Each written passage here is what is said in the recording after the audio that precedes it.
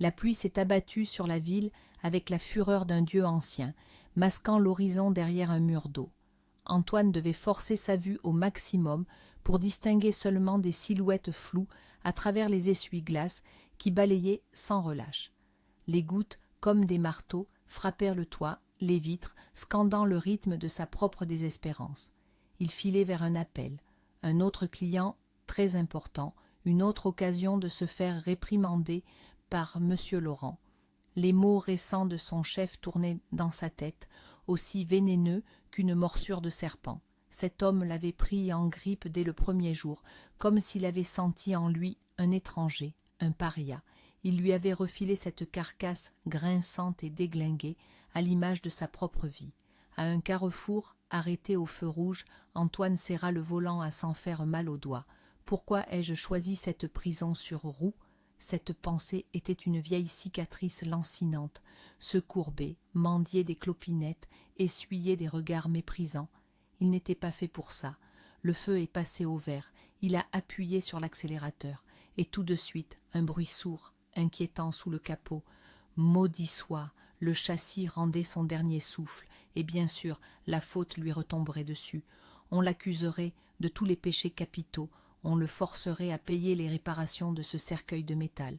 Non, un tel destin était impensable, mais il n'y avait pas d'issue. Il était seul dans cette ville, immense, indifférente, sans relation, sans tribu. De douloureux souvenirs l'ont submergé.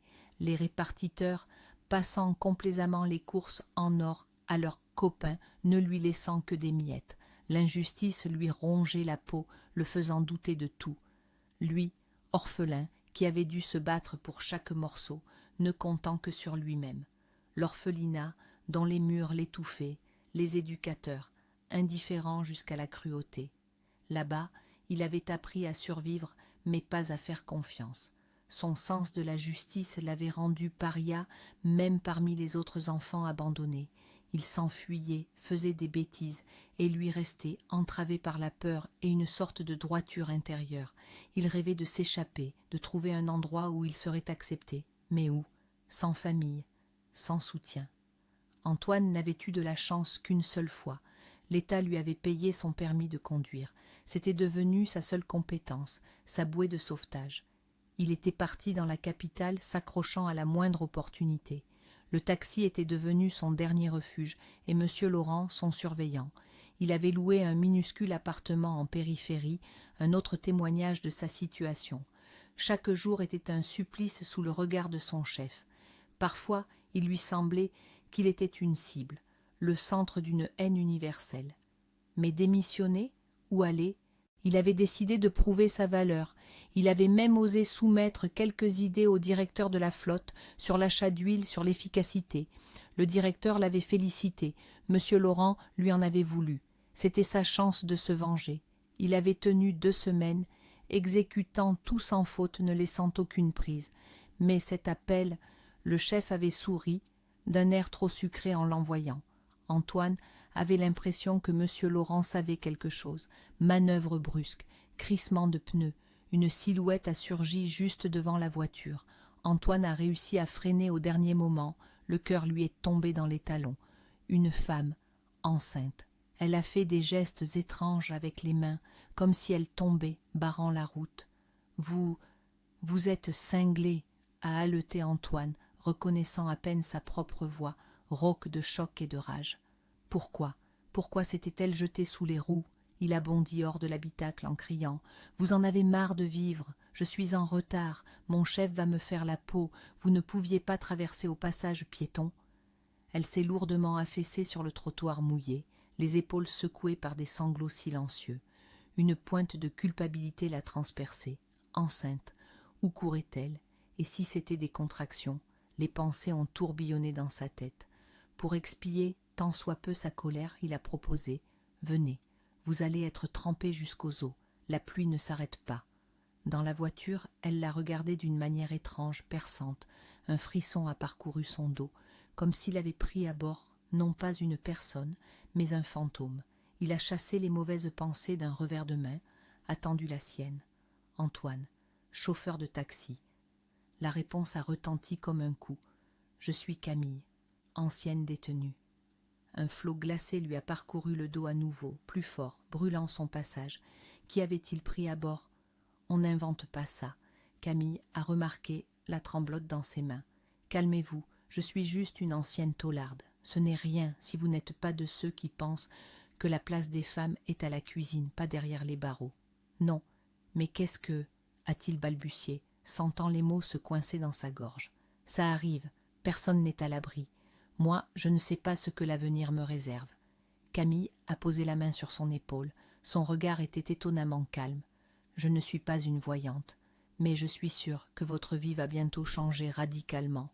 Antoine s'est senti mal à l'aise.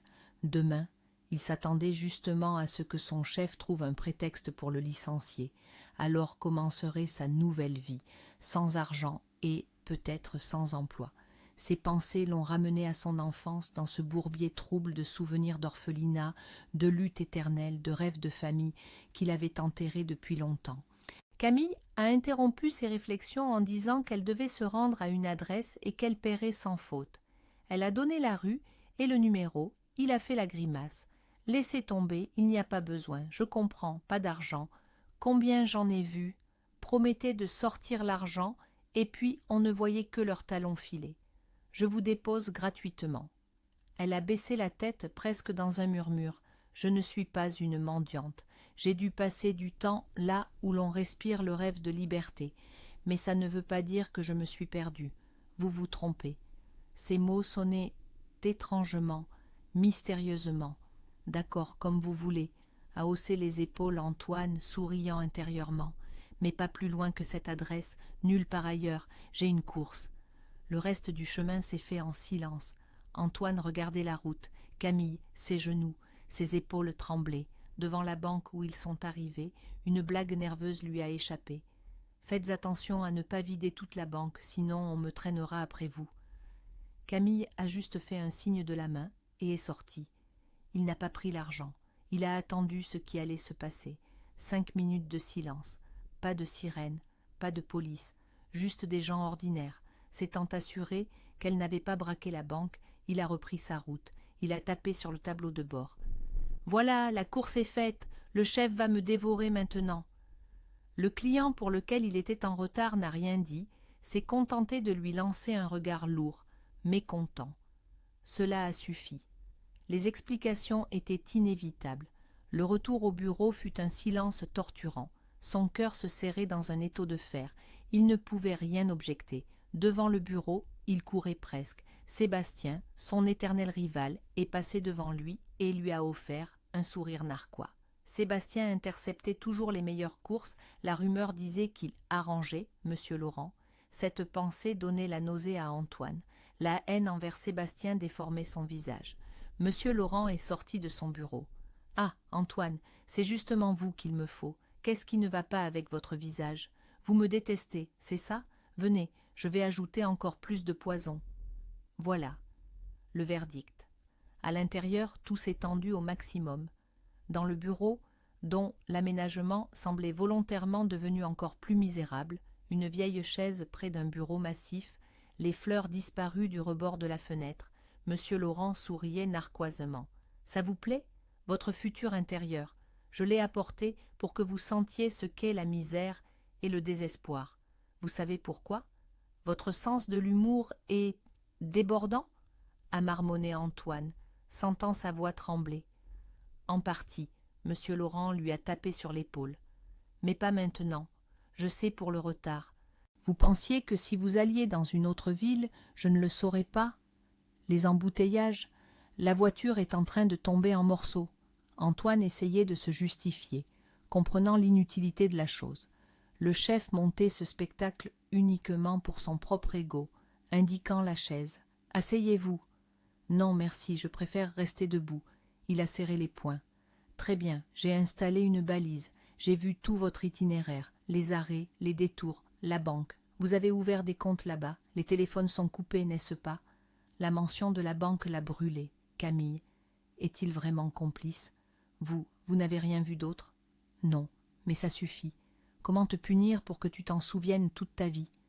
Un avertissement? A imploré Antoine. Trop faible. À ce moment, sans frapper, Sébastien est entré. « Alors, vous lui avez dit ?» a-t-il demandé, regardant le chef. « Qu'est-ce qui se passe ?» Antoine s'est précipité vers Sébastien. « Tu es viré, mon vieux. » Sébastien a affiché un sourire narquois. Antoine s'est tourné de nouveau vers M. Laurent. « Mais vous ne pouvez pas, j'ai tant fait pour vous. Tu m'as barré la route, tu as osé briller devant le directeur, c'est à cause de toi que j'ai perdu ma prime. Tu crois que je vais pardonner ? Viré, prends ton solde. » Comme assommé, Antoine a reculé. Près de la porte, il s'est arrêté, a regardé Sébastien. « Mon vieux, c'est ce que tu dis ? On verra bien. » Son regard s'est accroché à la vieille chaise. Les mots de Camille. « Votre vie va bientôt changer radicalement. » Elle avait eu raison. En pilote automatique, il a pris son solde. Il est sorti dans la rue. Le vent ébouriffait ses cheveux. L'inconnu froid l'attendait. À nouveau, la pensée de la banque. Et si elle avait quand même braqué la banque, et que le chef s'était juste débarrassé de lui pour le livrer ensuite à la police. Il a chassé la pensée d'un revers de main, s'est traîné vers l'arrêt de bus, à pied ou en bus. Voilà son nouveau mode de transport, sans profession, sans famille, sans tribu. La solitude lui serrait la poitrine. À l'arrêt de bus, murmurant quelque chose dans sa barbe, il ne remarquait pas les bus qui passaient. Une vieille dame avec un lourd sac s'est arrêtée. « Mon garçon, pourquoi êtes-vous triste ? Le temps est beau pourtant. »« Le temps est beau, oui, pas pour moi. J'ai été virée, à cause de mon chef. » Elle a plissé les yeux, s'est approchée, a murmuré « Ne désespérez pas, ce n'est pas fait exprès. Le bonheur viendra aussi dans votre rue. Quand il arrivera, ne le repoussez pas, c'est le destin. »« Mais vous êtes tous d'accord ?» a explosé Antoine. « Que des énigmes. Expliquez-moi ce qui se passe. » Il a gesticulé. La vieille dame a disparu, comme une ombre. Abasourdi, il est monté dans le bus. À la maison, Étincelle l'a accueilli, sa seule source de chaleur. Il a nourri la chatte, s'est allongé sur le canapé, la solitude pesait, les rêves de famille qui semblaient irréalisables. Sa voisine, Madame Dubois, avait raison, on ne peut pas vivre seul comme ça. Soudain, la sonnette a retenti. Étrange, il n'attendait personne. Il a demandé prudemment « Qui est là ?»« C'est moi, mémé Dubois. Ouvrez, on va boire le thé. » Perplexe, il a ouvert. Madame Dubois. « Oh, vous avez pleuré ? Laissez-moi essuyer, il ne faut pas verser de larmes. »« Pardon, Madame Dubois, journée difficile, pas envie de prendre le thé. »« Mais si, Antoine, c'est mon anniversaire, 67 ans. Je ne pouvais pas ne pas offrir quelque chose à mon voisin préféré. » Il a hoché la tête, coupable. « J'étais débordée, j'ai tout oublié.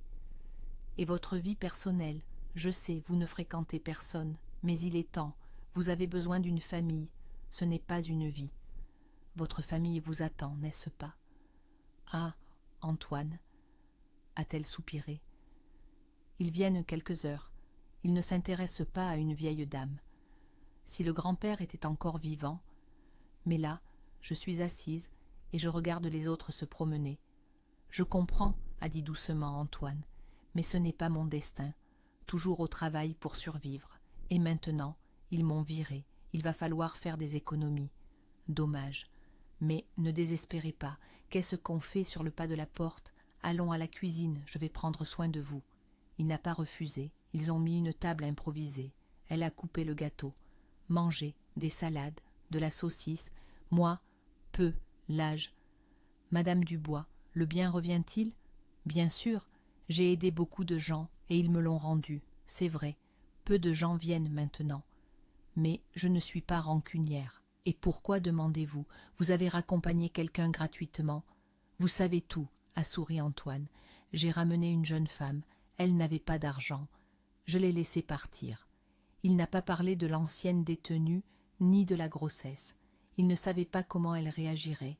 La thé s'est terminée tard. Il a rangé les restes dans le réfrigérateur. Il fallait penser à la suite. Il a ouvert son ordinateur portable. Offre d'emploi. Partout. Expérience, diplôme, manutentionnaire. La seule issue. C'est ainsi qu'a commencé sa nouvelle vie. Il ne tournait plus le volant. Il travaillait au grand air. Il pensait à pourquoi il était venu dans la capitale, à ce qu'il avait prévu et à ce qu'il avait obtenu. Il avait reculé. À nouveau, survivre comme dans son enfance. Il aurait voulu voir ses parents, mais il savait, ils n'étaient pas là. Il l'avait abandonnée, comme un jouet qu'on peut reprendre. Les nuits étaient agitées. Travail, maison, où était la place pour l'amour? Madame Dubois avait raison. La solitude est effrayante, surtout en vieillissant. Il ne voulait pas devenir un vieil homme dont personne n'a besoin. 2 semaines ont passé. Il s'était habitué à son nouveau travail. Il avait cessé d'avoir peur de M. Laurent. Mais l'image de Camille lui revenait de plus en plus souvent. Enceinte. Il était peu probable qu'elle ait besoin de ses problèmes, mais l'envie de la voir ne le quittait pas. Un jour, à l'arrêt de bus, il a vu cette vieille dame avec le lourd sac venir vers lui. Elle lui a fait un signe de la main. Il a fermé les yeux, les a ouverts. Elle n'était plus là. Une hallucination. Il a décidé qu'il avait besoin de se reposer. À la maison, Étincelle l'a accueilli. Elle ronronnait, se frottait contre lui. Il s'est allongé sur le canapé, s'est endormi. Il s'est réveillé à son miaulement plaintif. La chatte a sifflé, ses poils se sont hérissés. Quelqu'un grattait à la porte. Un frisson lui a de nouveau parcouru le dos. Ses mains se sont engourdies. Le grattement s'est transformé en coups assurés, féminins. Madame Dubois, il s'est dépêché d'ouvrir. Sur le seuil se tenait Camille, dans un manteau cher. « Salut, vous m'avez reconnu ?» a-t-elle souri. « Salut, vous êtes difficile à oublier. »« Je peux entrer ? Ou vous n'êtes pas d'humeur ? » ?»« Pardon, je ne me sens pas très bien. » Il l'a laissé entrer. « Tant de choses sont arrivées. Je pensais que vous aviez oublié. J'ai eu du mal à vous trouver dans ce Moscou. Facile de se perdre, n'est-ce pas? C'est ça la capitale. Pardon d'avoir rappelé le passé. » « C'est bon. » Camilla est allée dans la cuisine. « Le passé est loin, mais il y a des affaires à régler. J'ai besoin de votre aide. »« Excellent, comme ce jour-là, » a-t-il souri, posant la bouilloire. « Comme si je repassais de chauffeur de taxi à manutentionnaire. Antoine, l'accouchement est pour bientôt. Je dois récupérer ce qu'on m'a volé. Mon frère Benoît et sa mère, Madame Lefebvre, se sont emparés de mon entreprise. Ils doivent être punis et je dois reprendre la société. » Des larmes ont coulé sur son visage. Antoine l'a serré dans ses bras. Il a senti ses tremblements. Son cœur s'est serré, impuissante mais pleine de détermination. Il devait l'aider. Il a passé la main dans ses cheveux. D'accord, mais comment? Ils ont sûrement des relations. Elle a sorti des documents. Ici, il y a tout l'argent. Il l'a regardé, surpris. « Mais vous avez dit qu'ils vous avaient tout pris ?» ?»« C'est le cas. » Sa voix est devenue lourde. « Ils n'ont pas pris que l'entreprise. Mon père, il est mort pendant que j'étais en prison. Je l'ai appris quand il était déjà enterré. Ils ne m'ont même pas laissé faire mes adieux. » Il l'a serré dans ses bras de nouveau, et, sans s'en rendre compte, il l'a embrassé. Camille a répondu, s'est serrée contre lui autant que son ventre le permettait. Ils sont restés 1 minute, fusionnés dans une étreinte, comme s'ils s'étaient retrouvés après une longue séparation. Une étincelle a jailli. « Vous me plaisez beaucoup, Camille. Et vous aussi, Antoine. J'ai compris à ce moment-là. Vous n'avez pas reculé en apprenant mon passé. Qu'est-ce que j'aurais dû faire? Vous mettre dehors? Les gens se sauvent souvent en panique. Ils regardent avec mépris. Ça ne me dérange pas. Je ne vous le reprocherai jamais. Voyons ce qu'il en est de l'entreprise. J'ai retiré une partie de l'argent, pas tout. » Elle a montré les chiffres. « Il fallait que je me remette d'aplomb et payer des gens importants pour vous retrouver. » Il est venu à l'esprit d'Antoine qu'elle aurait pu s'adresser à M. Laurent. « Ce n'est pas un certain M. Sergueï Petrovitch qui vous a aidé par hasard? Je ne sais pas de qui vous parlez. Si c'est important, non, » a répondu Camille, sèchement. « D'autres personnes, je ne pouvais pas en attendre plus d'eux. Maintenant, les avocats, nous allons forcer la belle-mère et Benoît à rendre l'entreprise. » Antoine a accepté d'aider gratuitement, une question de principe. Il savait ce qu'était la trahison. Ils ont trouvé le meilleur avocat, Maître Bernard. Après de longues discussions, celui-ci a accepté. Antoine a appris que le père de Camille, peu avant sa mort, avait ouvert un compte à son nom et y avait transféré la quasi-totalité de ses biens. La belle-mère ne le savait pas. Le père avait pris soin de l'avenir, mais n'avait pas pu la protéger de la prison. Peut-être essayait-il de racheter une faute. Camille jouait le tout pour le tout. Antoine a démissionné de son nouveau travail pour aider. Il a surveillé Madame Lefebvre et Benoît. Benoît dépensait sans compter, s'était relâché. Madame Lefèvre était calculatrice, gérait habilement. « Bien, ils ne m'attendent pas, » a souri Camille en entendant son rapport. « Il faut agir résolument, ils ont sûrement des plans de rechange. »« C'est vous qui voyez, » a rétorqué Antoine. « Je veux que tout aille bien pour vous. » Les avocats préparèrent la plainte. Antoine et Camille construisaient leur relation. Bientôt, ils ont emménagé dans un nouvel appartement, acheté par Camille avec l'argent du compte de son père, avec étincelle. Il n'en doutait pas, c'était un début. Les mots de la vieille dame et de madame Dubois s'étaient avérés vrais. Le destin l'avait récompensé pour sa bonté. Camille lui a acheté une voiture magnifique. Il a d'abord refusé, puis a accepté. Le moment venu, je vous le rendrai. Il a pris en charge la liaison avec les avocats. Ils ont signalé, madame Lefèvre et Benoît s'étaient mis en mouvement. Ils avaient senti le danger. « Vous voyez, votre agitation n'est pas passée inaperçue, » a dit Antoine à Camille. « Qu'ils sachent qu'ils auront à répondre. Comment trouvez-vous la voiture? J'ai bien choisi ?» Le meilleur cadeau. Il a serré Camille dans ses bras. Il a senti sa chaleur, dans un murmure. « Mes chéris, je vais bientôt vous voir. » Il a caressé son ventre. Camille a compris. Il l'avait accepté, elle et les enfants. Il était le bon. Madame Lefèvre a envoyé Benoît. Antoine l'a intercepté près de l'immeuble. Il l'a tout de suite reconnu. « Alors, salut, où vous précipitez-vous? Chez votre sœur? »« Pardon, on se connaît ?» a bafouillé Benoît, voûté. Il ne s'y attendait pas. « Pas vraiment, mais j'ai entendu parler de vous. Je ne suis pas content de ce que vous et votre mère avez fait. »« Qu'est-ce que vous voulez? Laissez-moi passer !» Benoît s'est dirigé brusquement vers l'immeuble. Antoine l'a attrapé par le col, l'a secoué. « Écoutez, espèce de limace, je sais tout. Ce n'est pas une bassesse, c'est un crime. Allons de côté. » Des gens sont sortis. Benoît a essayé d'attirer l'attention. Antoine, rapidement, l'a frappé doucement dans l'abdomen, l'a conduit à la voiture. « Maintenant, personne ne nous dérangera. Racontez qui vous a dit de piéger Camille. Et ne mentez pas, je le saurai, ce sera pire. » Benoît a hoché la tête, tremblant. Maman a tout organisé. Elle voulait l'entreprise. Camille gênée. Elle m'a demandé de faire en sorte qu'elle disparaisse. « Et vous l'avez envoyée en prison ?»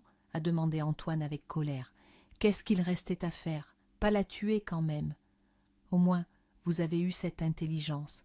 Qu'est-ce que vous savez d'autre? »« Je jure, rien, » a gémi Benoît. « Je ne vous crois pas. Vous savez pourquoi?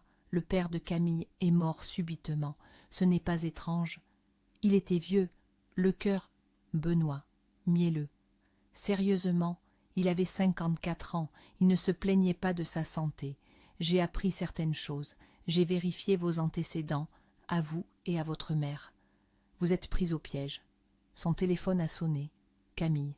« Ma chérie, j'arrive bientôt. » Un cri dans le combiné. « Les contractions, vite à l'hôpital. » Antoine a regardé Benoît, a froncé les sourcils. « Allez-y, je vous laisse partir pour l'instant, mais bientôt ce sera fini pour vous. » Benoît est parti comme une balle. Antoine s'est précipité à la maison, a appelé une ambulance et parti avec Camille. Ils ne l'ont pas laissé entrer dans la salle d'accouchement. Il a attendu.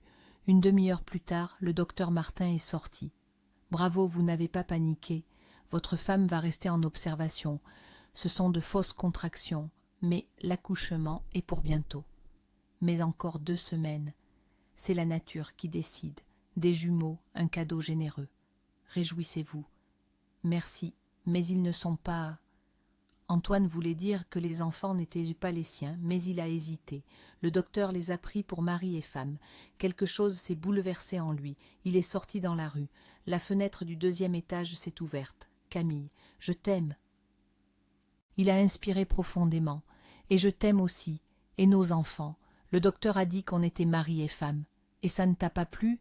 Au contraire. Et je sais quoi faire.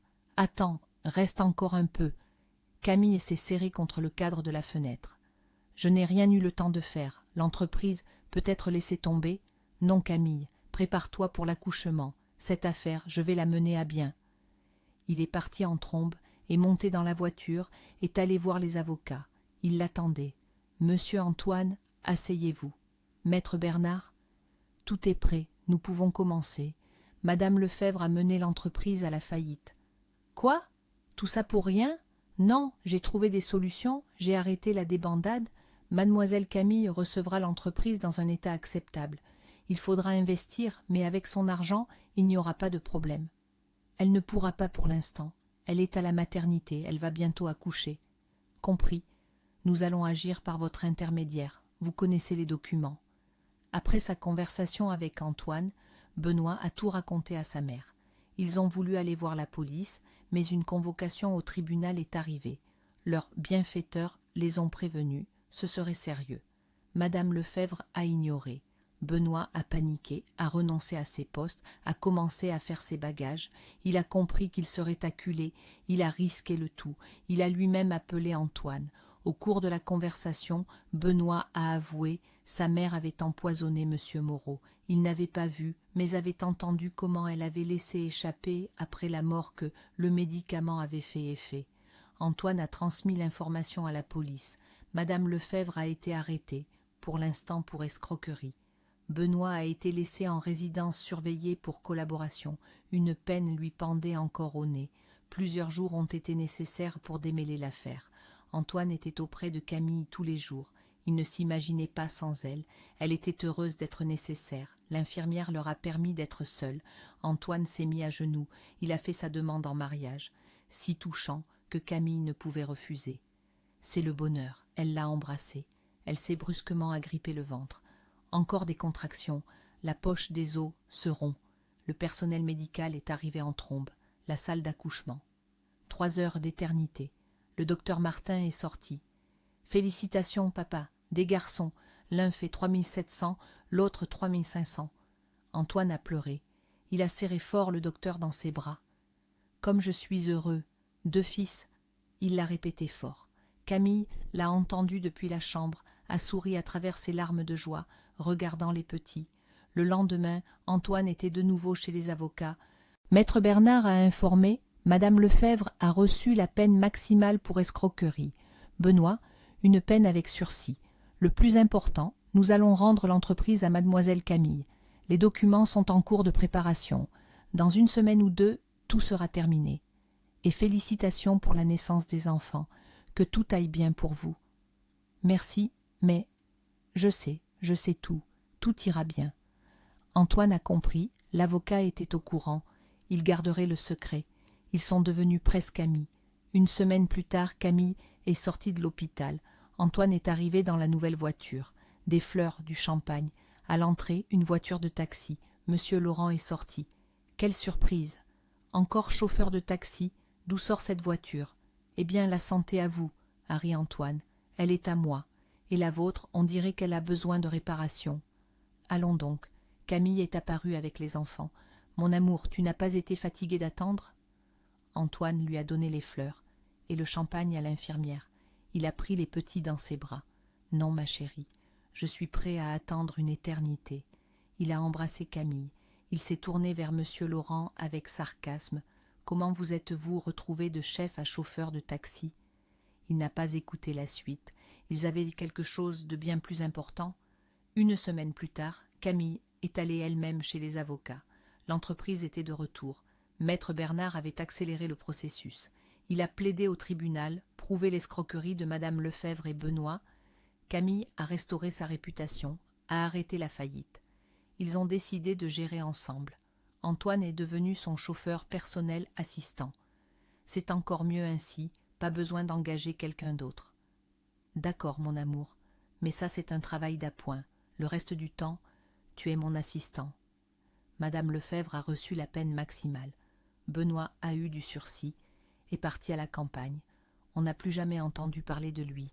Bientôt, ils ont déposé leur demande de mariage. 1 semaine plus tard, ils se sont mariés à la mairie. Les mots de la vieille dame s'étaient réalisés. La fête était arrivée.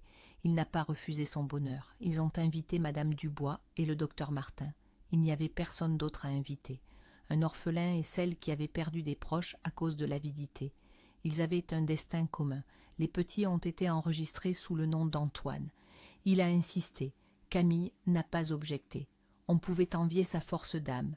Ils ont sorti l'entreprise de la crise. Elle fonctionne, rapporte de l'argent. Tout l'ancien personnel a dû être licencié, imprégné de haine. Antoine en a recruté de nouveaux. personnellement vérifié par lui. Camille n'a pas oublié son père. Elle est allée sur sa tombe, à côté de sa mère. Elle se tenait là, pleurait. Un destin cruel. Mais ce même destin avait aussi réparé les erreurs. Peut-être que ses parents l'avaient aidée de l'au-delà.